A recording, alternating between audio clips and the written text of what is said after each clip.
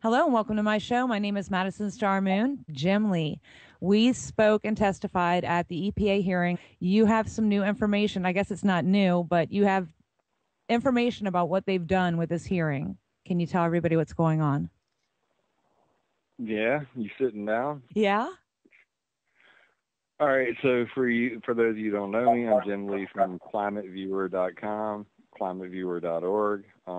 Climateviewer.com is my blog. Climateviewer.org is my apps. I have like a 3D globe thing. You should check it out. It's called Climate Viewer 3D. So we went to this EPA hearing thing. Short version of the story, the EPA announced on an FTP server that they were having the opportunity to have a hearing. One of my hacker buddies told me about it. I applied to go to the hearing. Lucy Audette from the EPA called me. She's a senior policy analyst. She tried to talk me out of coming to the EPA. That video is on my YouTube, youtube.com/user/R, the number 3, ZN, the number 8D. You can watch that video, and she basically tries to talk me out of coming. I say, no, I'd like to come anyway. And because I was the only person on the planet who signed up to come, we had a hearing. So I invited my friends. Amanda came with me. It was freaking awesome. We got on C-SPAN. It was me and Amanda and Max Bliss and Patrick Roddy and Michael Saraceno.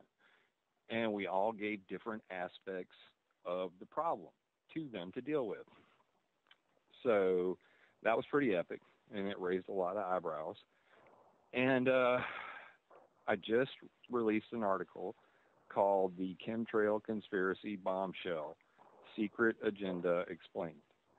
It's on climateviewer.com right now. If you just go to the front page, you'll see it.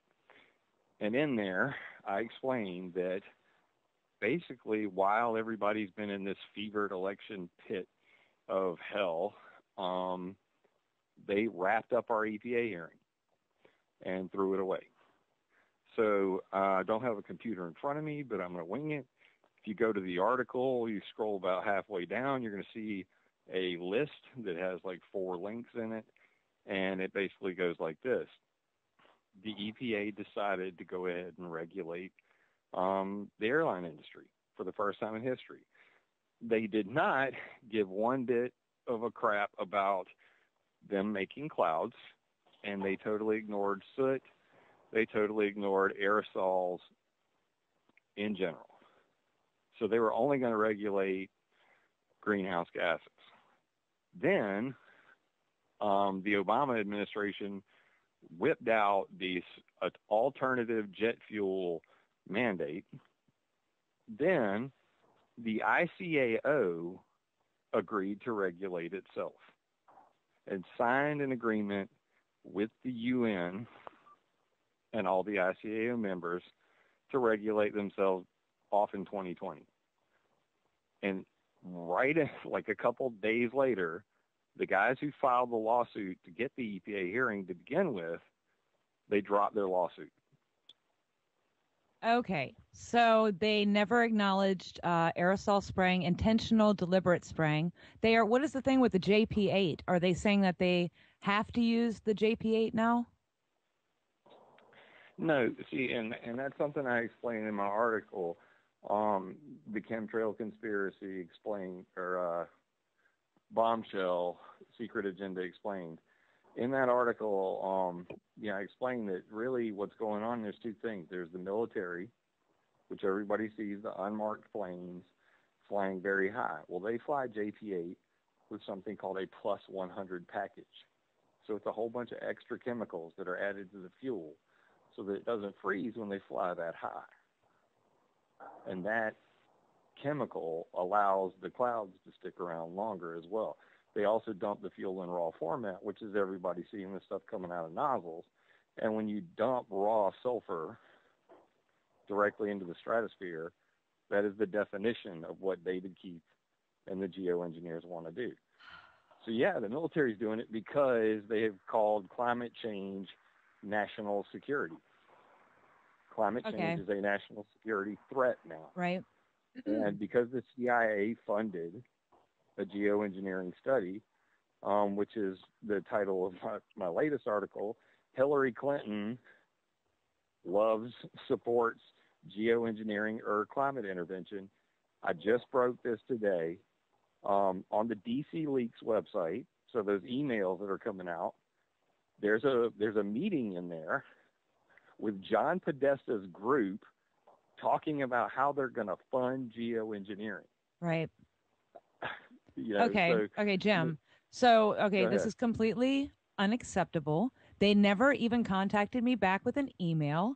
Okay, they are freaking criminals. So we need to sue them, Jim. We need to do a class action lawsuit. We need to do a lawsuit, and not like other lawsuits on other popular websites that have been lauded for much publicity. Right. I mean, the lawsuit has to be in the same vein as the lawsuit we just took a part of.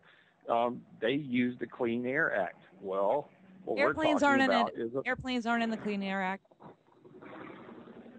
Yeah, so I mean, we should be able to use the Clean Air Act just to talk about what we're talking about, metal particles coming out of planes. We've got test results proving it's there. There's never been any transparent testing of these planes. We're demanding that. Yeah, we can't use the Clean Air Act. There are no airplanes. They've written out airplanes in like 1998. I'm probably giving the wrong date, but they actually wrote out aircraft emissions. So they can no longer, yeah. No, that's not correct, because the lawsuit we just took part of, they were using the Clean Air Act to regulate planes, and they were regulating greenhouse gases because they said they were a threat to human health. Now, I can prove in a court of law that metal particulates are more a threat to human health than any greenhouse gas ever will be. Right, but in the Clean Air Act itself, it speaks of all emissions. It covers all emissions except for aircraft. Well, that's the law that they used to get the lawsuit, to get the hearing we were at. They have failed us miserably, so we're going to sue them. Now go ahead with what you were saying. Yeah, so I mean, at the end of the day, the legal mechanism they used was the Clean Air Act, because it says any pollution that threatens human health. And the pollution happens to be something coming from planes. And we're going to say it's metal particulates. And metal particulates are strontium, aluminum, barium. We know these are in the plane. We know they're in the fuel. We know they come out. And I could tell you barium is status 450 dinonaphthalene sulfonic acid. It's a barium salt. Hang on, They Chip. put it in the gas. It's 1962. But also, Jim, you have to consider that we don't know what they're spraying. Like, I do not claim to know all the chemicals that are being, dumped into our atmosphere. So we're not just fighting the metal particulates, the JP8 dirty fuel additives, and all the other crap that we know about. It's the other stuff that we don't know about that they're denying. So, okay, we need to take care of this, Jim. Yeah, so this is the solution, and it's on my page, climateviewer.com/geoengineering. Okay. Very easy to remember, climateviewer.com/geoengineering. Scroll to the bottom of the page, and you're going to see something called the Clarity Clause. Now, what I'm about to explain is my legal argument. There was a law passed in 1978 called NMOD. It bans weather warfare. There is no system on the planet currently that could detect if somebody was geoengineering the planet. The proof of this was in January 2015 at the Weather Modification Conference they have in Arizona every 2 years. At the Weather Modification Conference, Jane Seidel from NOAA said, we cannot detect rogue geoengineering. The reason she said it is because the CIA called Alan Robach and said, if another country was geoengineering our planet, would we know? And he said, I would think so. But Jane Seidel from NOAA said, no, we cannot detect it. So the point is this. With what I'm calling the Clarity Clause, I'm proposing a law that says you must give 48-hour notice before ever modifying the weather on a public website. In case you hurt somebody, you destroy their land or their property or life, you're liable in a court of law. I understand. That's a good theory and everything, but I don't give them permission, even with their notice, to spray me with poison. Like, I want it banned. I don't want them to give me notice. I agree with you, Amanda, but I'm thinking of this from a pragmatic standpoint. Now, hear me out, okay? So you got to give 48-hour notice on a website, and you must build a sensor network that actually can detect aerosols and tells you what's in the air at all times. So if there's a Fukushima, if there's a plane Say Russia decided to put radioactive material in the gas tank of a plane. It could be dispersed across the entire United States today, and there is no system on the planet that could detect it, and everybody would be irradiated tomorrow. This is a fact. So my point is, with my law, you also build a sensor network that tests for aerosols 24 hours a day, live on the internet. And anybody caught violating this treaty, this law already on the books, severe punishment. Here's the problem. The only way to make this law pass is through the UN. So whether you like the New World Order or not, the only way to stop governments from modifying the weather, or at least hold them accountable and make them tell the truth when they are, is through a UN body. So the problem is we have to get them to verify a law they wrote in 1978 to make this go away, because once you have them telling everybody we're modifying the weather, people will be up in fucking arms. Right. Okay, so that's a lot to think about, Jim. You have a different perspective than I do about this. I mean, I believe that chemtrails are genocide, and I don't believe that giving us any type of notice is acceptable. But I do appreciate your idea about getting the sensors so we can at least know what they're killing us with. I mean, Yeah. but Yeah, I would never, verify. say, yeah, go ahead. I'm just saying trust but verify. I don't believe that, that it's all safe. I believe that majority of what we're seeing is geoengineering. I believe now that it is intentional because I can prove it is intentional, and I can prove that it's acid rain. Something What I is heard that about when I feedback? was Whoever's doing the feedback, please stop. It's really annoying. Hey man, they could try to shut us down all they want. I'm just going to repeat this a couple thousand more times anyway. Okay, see, So that feedback is really in the way. Yeah, I mean, I just don't give anyone permission or consent to spray me with anything for any reason. It's kind of like the mosquito spraying people, the way they have to give you the notice, but they're still killing us and killing the bees and everything else. But this is to a greater scale, of course. I agree. My mother-in-law actually has a huge beehive. They got annihilated by the knowledge spraying here in Sumter, South Carolina. They've been spraying my entire life in the trucks that come by. Yeah, I hate it. And there's nothing we could do about it. I actually went up to this just a sidetrack. I went up to the local office where they actually do that stuff, and I went in to talk to the guy. I said, "What are you spraying?" And he was like, "This," and I said, "Can I see the material safety data sheets on it?" He's like, "Yes." And I was really blown away by how open the guy was. And he's like, I get, 1-2 guys a year come in here and asking me all about this stuff. And I understand. He says, I'm going to go ahead and tell you, I don't really like this stuff either. He says, but West Nile virus and, all the stuff that goes on, mosquitoes where I am are so bad some days you can't even go outside. So, it's a double-edged sword, like all of it. They don't want to have to spray and kill all the damn bees, but they also don't want everybody getting sick from, freaking Zika, which is showing up in Florida. Oh, You know what I Zika mean? horse shit. All right, but anyways, I was going to tell you that. I know. Listen, I don't Jim, believe any of I it was just either, going to but make it's one comment about what you said, where you said that there's nothing that we can do about it. That is incorrect. There is something that we can do about everything in the world. We just have to do it. We have to figure out the way. So we just can't be defeated. I know this is insane. I mean, you're one of the leading, I don't even know what I would call you, because you have so many different aspects to your activism, but, I don't know, Jim. I mean, if yeah. anybody I can mean, do it, it's somebody like I don't you. really fit in a box because most people don't fit in a box.